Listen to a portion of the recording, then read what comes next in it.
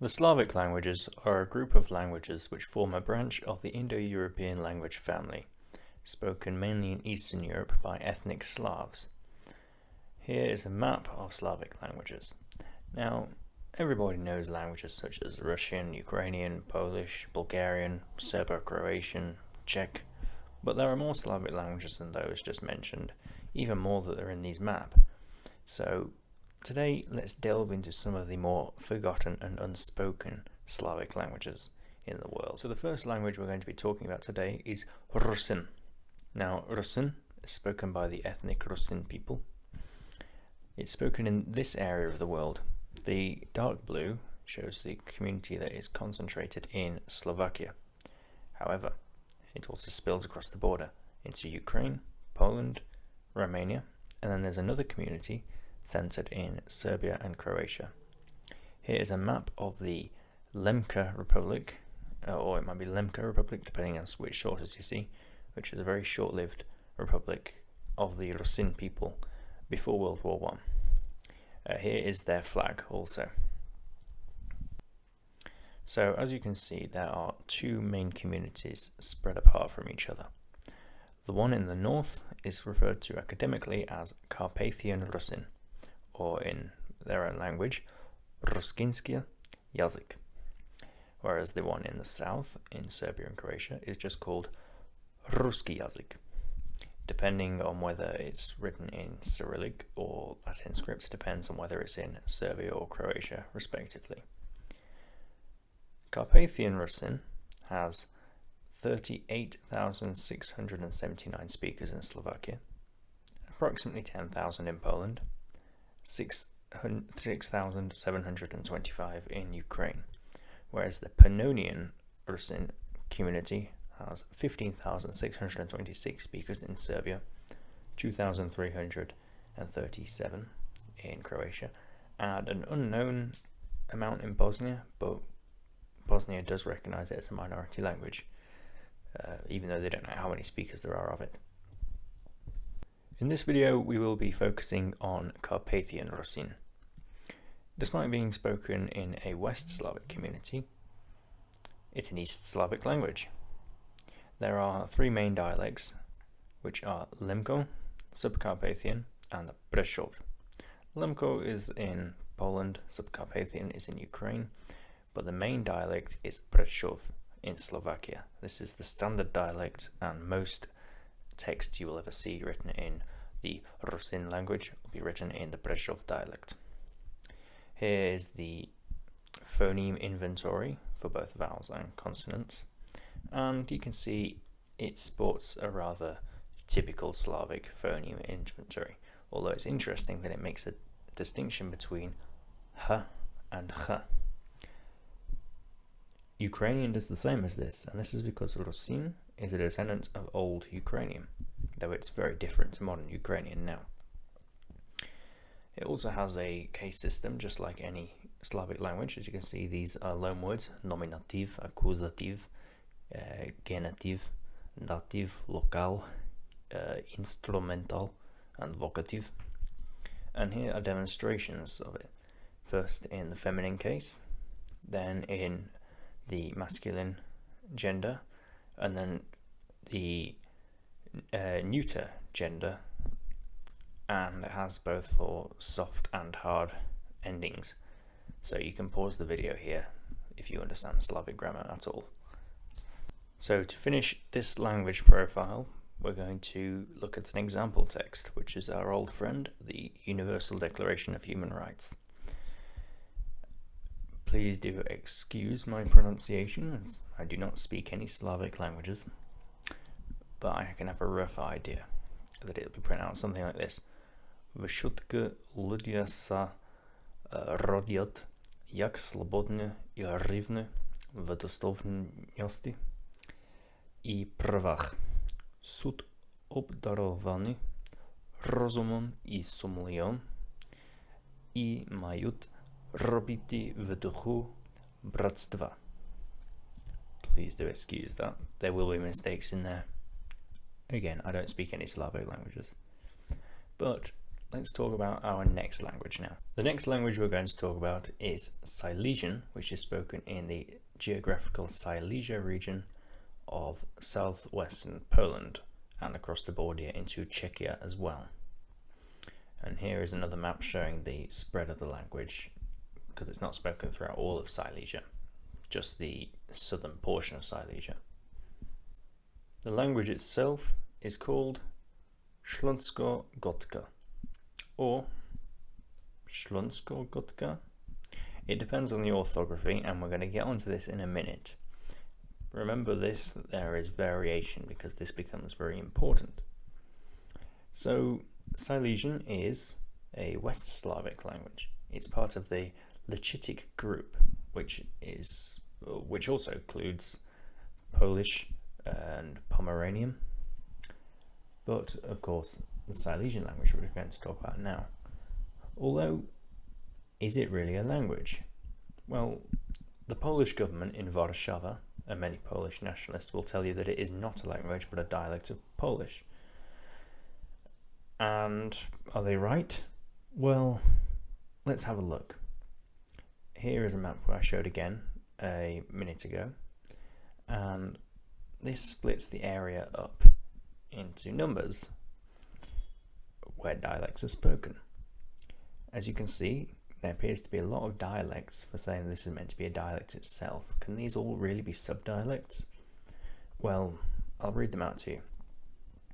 We have the Kluczbork dialect, the Opole dialect, the Niemodlin dialect, the Prudnik dialect, the Gliwice dialect, then there's Borderland Silesian, Lesser Polish, there's Cieszyn dialect, Jabłonkov dialect, and Borderland Silesian Lach dialect. And that Borderland Silesian Lach dialect, which is spoken in Czechia as well, has its own dialects, or subdialects, which include Opava, Ostrava, and Frenstadt. These are classed as subdialects, but there's actually a debate on whether Silesian is a subdialect or a dialect in its own. This gets really confusing because the borders of where a language starts and where a dialect ends is not really agreed upon in the world of linguistics. My personal definition is, if a dialect has dialects of its own, so subdialects that aren't just regional variations, that should be its own language. But usually this is to do with politics at the end of the day. Silesian nationalists will tell you Silesian is its own language. Czech nationalists will tell you it's a dialect of Czech, and Polish nationalists will tell you it's a dialect of Polish. The Lach dialects are particularly closer to Czech than they are to Polish, and Sulkovian might be its own full-on dialect rather than just a subdialect of Lach, which is spoken in Czechia itself. And these other dialects, they do have quite large variation between them, to the point that you might want to call Silesian one language on its own, and all these actual dialects of it. You could even call Lach its own dialect, though, its own language rather, because there's so much variation within that too. It gets really, really confusing. At the end of the day, the Polish government has a policy where it doesn't really like these movements across the country who try and say that they're their own nationality because they're worried it's going to break Poland apart, which is why they suppress Silesian. Silesian nationalists want to promote that culture. That's against the Polish government's policies, against their interests. So at the end of the day, I would say that Silesian definitely is its own language, and potentially Lach is also its own language, aside from Silesian, that's split off from it. So there's your answer to why there's different orthographies. And talking of those orthographies, we have these letters which are not included in Polish.